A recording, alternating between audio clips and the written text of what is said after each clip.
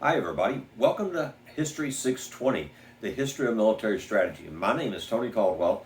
I'm fine with you calling me Tony in your emails and discussion posts. That works for me. I am going to be your instructor and in a lot of ways one of the students in the class. I spent about 27 years in uniform for the Army, so people will go, oh, you know all about military strategy. Trust me, I don't. I did get the opportunity the last 10 years or so in uniform to work inside the Pentagon.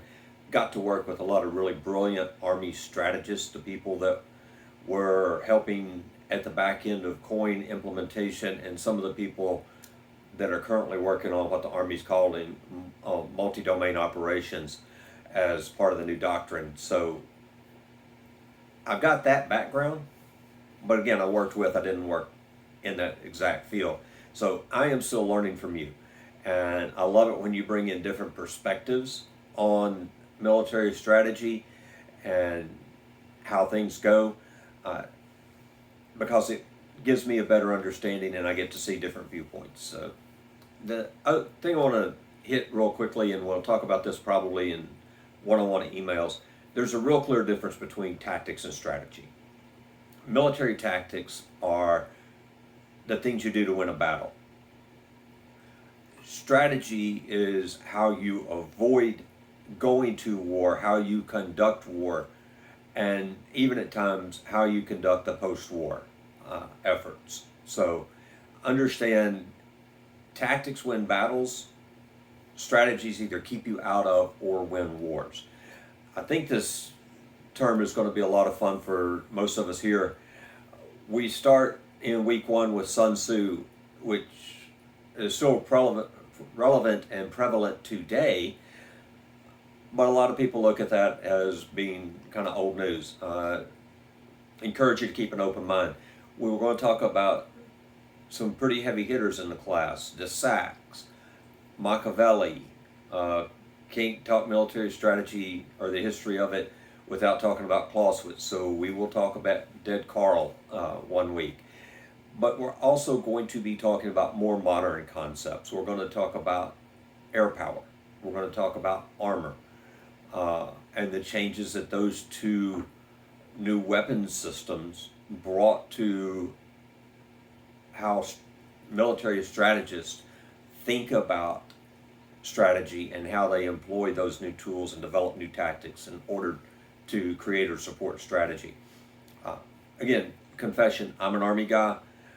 When we talk air power, my bias tends to come out there. I'm going to apologize for that up front.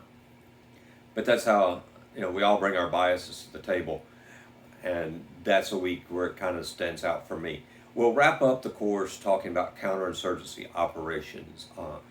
I got to work with some of General Petraeus's like-minded people later in my career as they attempted to flesh out the next phase of COIN. So that's a pretty interesting topic to me as well. I think we'll have some fun with counterinsurgency operations. And the discussion post, we can definitely talk about, did it work, didn't, and why not? How's that different than what Mao, how does counterinsurgency differ itself from guerrilla warfare, and is it a appropriate way to counter guerrilla warfare? These classes used to get into pretty good discussions on that. While I'm talking about discussions, we'll talk about the discussion post. Don't be the student that feels obligated to write a 3 to 4 page analysis paper every week on the topic. The rubric calls for 2 or 3 strong paragraphs. That's what I'm looking for. Keep in mind that our discussion posts are what we use to replicate in-class discussion if we were all in the same room. Nobody wants to stand up and deliver a Shakespeare-length soliloquy. Nobody wants to sit through and hear that in the classroom. That's what you're doing when you write that 3 to 4 page analysis paper for a discussion post. So kind of avoid that. Look for peers that you don't completely agree with in their discussion and start that conversation of, hey, I didn't really get that from the material. This is what I got. Let me show you why. And do that in a professional, positive manner, but always be able to back up your points with your own analysis from the materials or bringing in materials from outside of class that you think would be useful.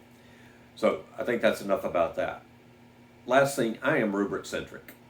And by that I mean I look for in your work exactly what the rubric asks for. And I look for how well you met that goal.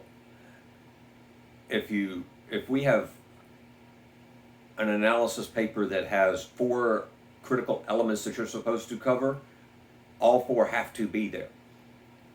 If you throw in like 2 sentences, if the rubric is asking you to explain the impact of Sun Tzu on current military thought, and you go, oh, it's really impactful. It is so impactful that even Sun Tzu's military strategy is used in businesses. Yeah, that's a needs improvement. You didn't explain why it was impactful. You need to talk about how those methods are still being used. To go to exemplary, talk about how those methods are still being used, and oh, by the way, here's the second level of thought on that. So I hope that helps clear that up. And if you've got questions, you can throw them in the general questions discussion thread for the whole class, or you could just ping me with an email real quick. Again, I love teaching this course. I think it's a great one. It's one of the better ones to me that the program offers. Lots of room for debate, lots of lively discussion. I hope you find out some new things about the military strategist you thought you already understood. If you have any questions, let me know. Thanks.